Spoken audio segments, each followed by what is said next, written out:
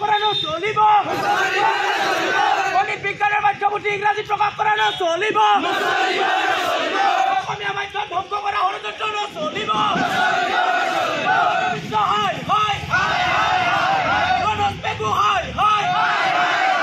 গণিত বিজ্ঞানের পাঠ্যপুথি অসমীয়াত প্রকাশ কৰক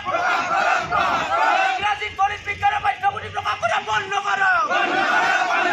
অসম চৰকাৰ হিমন্ত বিশ্ব গণিত বিজ্ঞানেৰ পাঠ্যপুথি অসমীয়া ভাষাত প্ৰকাশ কৰক গণিত বিজ্ঞান ইংৰাজী ভাষাত প্ৰকাশ কৰানো চলিব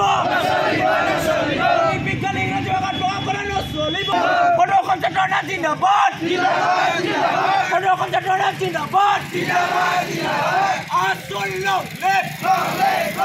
হিমন্ত বিশ্ব মুখ্যমন্ত্ৰী শিক্ষামন্ত্ৰী গণিত বিজ্ঞানেৰ পাঠ্যপুথি অসমীয়া মাধ্যমত প্ৰকাশ কৰক গণিত বিজ্ঞানেৰ পাঠ্যপুথি ইংৰাজীত প্ৰকাশ কৰা বন্ধ কৰক অসম চৰকাৰ হিমন্ত বিশ্ব মুখ্যমন্ত্ৰী আমাৰ অসমত অসমীয়া মাধ্যমটো আমাক লাগিব ইতিমধ্যে সদৌ অসম ছাত্ৰ সন্থাই এলানি আন্দোলন কাৰ্যসূচী গ্ৰহণ কৰিছে মাধ্যম বিৰোধী স্থিতিৰ প্ৰত্যাহাৰৰ দাবীত সদৌ অসম ছাত্ৰ সন্থাই আমি আগতেও কাৰ্যসূচী ৰূপায়ণ কৰিছোঁ আজিও আমি এই চলিত মাহত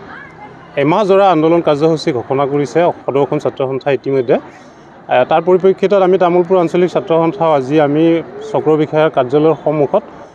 অসম চৰকাৰৰ কেবিনেট মন্ত্ৰীয়ে গ্ৰহণ কৰা সিদ্ধান্তৰ প্ৰতিলিপি আমি দেখা কাৰ্যসূচী ৰূপায়ণ কৰিছোঁ ইয়াৰ পিছত আমাৰ ২৭ তাৰিখে আকৌ চাইকেল ৰেলী আছে নিৰবিচ্ছিন্নভাৱে আমাৰ মাধ্যম বিৰোধী প্ৰত্যাহাৰৰ দাবীত অসম চৰকাৰক প্ৰত্যাহ্বান জনাই আমি এইলানি আন্দোলন কাৰ্যসূচী ৰূপায়ণ কৰিছোঁ ইতিমধ্যে অসম চৰকাৰে যেতিয়ালৈকে এই সিদ্ধান্তটো প্ৰত্যাহাৰ নকৰে যে অসমীয়া মাধ্যম যেতিয়ালৈকে তেখেতসকলে ষষ্ঠ শ্ৰেণীৰ পৰা গণিত আৰু আপোনাৰ বিজ্ঞান বিষয়ত তেখেতসকলে আকৌ নতুনকৈ পাঠ্যপুথি ছপোৱাই পঢ়োৱাৰ ব্যৱস্থা নকৰে আমাৰ ছাত্ৰ ছাত্ৰীসকলক তেতিয়ালৈকে এই আন্দোলন আমাৰ অব্যাহত থাকিব অসম চৰকাৰে গ্ৰহণ কৰা ষষ্ঠ মানৰ পৰা যি গণিত আৰু বিজ্ঞানৰ পাঠ্যপুথি ইংৰাজী ভাষাত প্ৰকাশ কৰিছে এই ইংৰাজী ভাষাত প্ৰকাশ কৰা যিটো কেবিনেট সিদ্ধান্তৰ প্ৰতিলিপি আছিল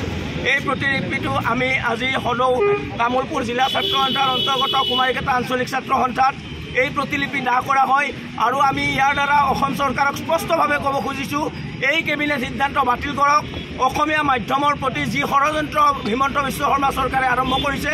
এই ষড়যন্ত্ৰ বাতিল কৰিব লাগিব আৰু আমাৰ ছাত্ৰ ছাত্ৰীক অসমীয়া মাধ্যমৰ পাঠ্যপুথি দিয়াৰ ব্যৱস্থা হিমন্ত বিশ্ব শৰ্মা ডাঙৰীয়াক কৰিবলৈ আহ্বান জনাইছোঁ আৰু যদি তেওঁলোকে আহ্বান নকৰে এই আন্দোলন আমাৰ দীঘলীয়া হ'ব